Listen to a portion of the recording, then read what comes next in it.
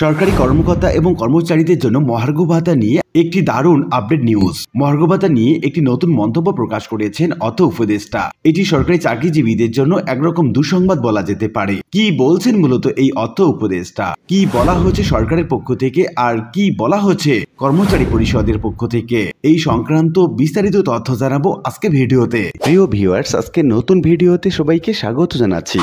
আপনি যদি আমার চ্যানেলে নতুন হয়ে থাকেন তাহলে এরকম গুরুত্বপূর্ণ ভিডিওর আপডেট পেতে চ্যানেলটি সাবস্ক্রাইব করে রাখুন।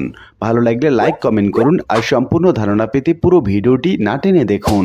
তাহলে শুরু করা যাক। সরকারি কর্মকর্তা এবং কর্মচারীদের মহার্ঘ ভাতা দেওয়ার ঘোষণা সরকারের পক্ষ থেকে দেয়া হয়নি বলে জানিয়েছে অর্থ উপদেষ্টা সালেউদ্দিন আহমেদ। তিনি বলেন, সরকারি কর্মকর্তা এবং কর্মচারীদের মহার্ঘ ভাতা দেওয়ার বিষয়ে কে ঘোষণা দিয়েছে আমি জানি না। মঙ্গলবার 28 জানুয়ারি সচিবালয়ে সরকারি ক্রয় সংক্রান্ত উপদেষ্টা পরিষদের মিটিংয়ে সাংবাদিকদের বিভিন্ন প্রশ্নের উত্তরে তিনি একথা বলেন। সরকারি চাকরিজীবীরা কি মহার্ঘ ভাতা পাচ্ছেন? সাংবাদিকরা এমন প্রশ্ন করলে অর্থ উপদেষ্টা বলেন, মহার্ঘ ভাতার বিষয়ে এখনো কোনো সিদ্ধান্ত নেওয়া হয়নি।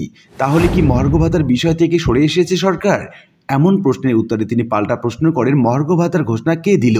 সাংবাদিকরা জানান, জনপ্রশাসন মন্ত্রণালয়ের সচিব নিজেই মহার্ঘ ভাতা দেওয়ার সিদ্ধান্তের কথা জানিয়েছেন। উত্তরে উপদেষ্টা বলেন, কে ঘোষণা দিয়েছে আমি জানি না, আমরা তো ঘোষণা দেইনি। অর্থ মন্ত্রণালয়ের কাছে প্রস্তাব আসলে তারপরে সিদ্ধান্ত দেব কি দেব না। এমন সময় সাংবাদিকরা জানতে চান অর্থ মন্ত্রণালয়ের কাছে কোনো প্রস্তাবনা গেছে কিনা। উত্তরে উপদেষ্টা বলেন, আমরা তো এখনো ঘোষণা দেইনি, এখনো সিদ্ধান্ত নেইনি। 14.5 লাখ সরকারি চাকরিজীবীকে মূল বেতনের সর্বনিম্ন 10% এবং সর্বোচ্চ 20% হারে মহার্ঘ ভাতা দেওয়ার খসড়া প্রস্তুত করেছিল অর্থ বিভাগ। তবে ইতিমধ্যে পাওয়া সরকারি চাকরিজীবীদের বাড়তি 5% বার্ষিক ইনক্রিমেন্ট বাদ দেওয়ার সুপারিশও করা হয়। অর্থ বিভাগের হিসাবে এটি বাস্তবায়ন হলে 1 বছরে বাড়তি খরচ হবে অন্তত 5,000 কোটি টাকা। তবে আপাতত মহার্ঘ ভাতা দেওয়ার সিদ্ধান্ত থেকে সরে এসেছে সরকার বলে সংশ্লিষ্ট সূত্রে জানা গেছে। তো উল্লিখিত বিভিন্ন আলোচনা থেকে আমরা এটুকু বলতে পারি যে মহার্ঘ ভাতা থেকে যেহেতু সরকার তাদের সিদ্ধান্ত থেকে সরে এসেছে, আর এই কারণে অর্থ মন্ত্রণালয় এমন কথা বলতে পারেন বা এমন সিদ্ধান্ত দিতে পারেন বলছেন সংশ্লিষ্টরা। আশা করি বিষয়টি বুঝতে পেরেছেন।